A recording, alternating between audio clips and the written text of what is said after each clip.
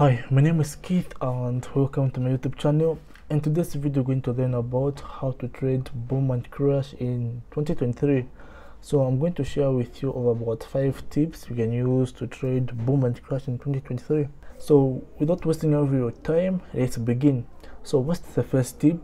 So the first tip when it comes to trading boom and crash is to understand the risks involved. So in case you do not know, trading boom and crash is very risky and it is important to be aware of the risks associated. So you should carefully consider your risk tolerance and your financial situation before you can actually get started with trading boom and crash. So that's the first tip. The second tip is that always remember to use stop loss orders. Always remember to set a stop loss no matter how much sure you are about the trade going in your way you want it to go.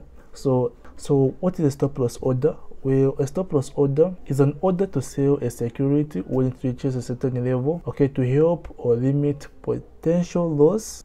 Okay, you can actually protect yourself from large price fluctuations. When it comes to boom and crash, there are a lot of spikes, so if you don't use a stop loss tightly, okay, you can actually wipe out your account.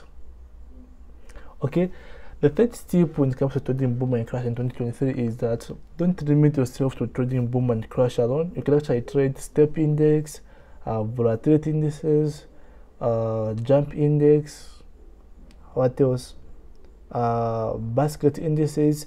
There's actually a lot you can actually try out. So try out these on the other indices. Who knows, maybe might be good in the others. Okay, so don't limit yourselves.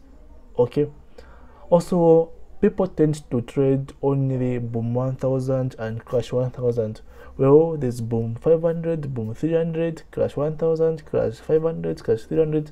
So there are a lot of indices under boom and crash, so don't limit yourself to boom and crash 1000 only. Try out the others. They will definitely like make some money. And one of the things that other people try to ignore is notifications from Deriv. So pay attention in the emails. Deriv always sends emails when there is updates, there is maintenance. So make sure that, because Deriv is always adding more indices, so sometimes when you're adding more indices, like you might find that actually there might be like some of the indices may be affected for some time. So you need to be aware that this is what is happening to avoid making unnecessary losses. So always watch your emails, okay, with the maintenance.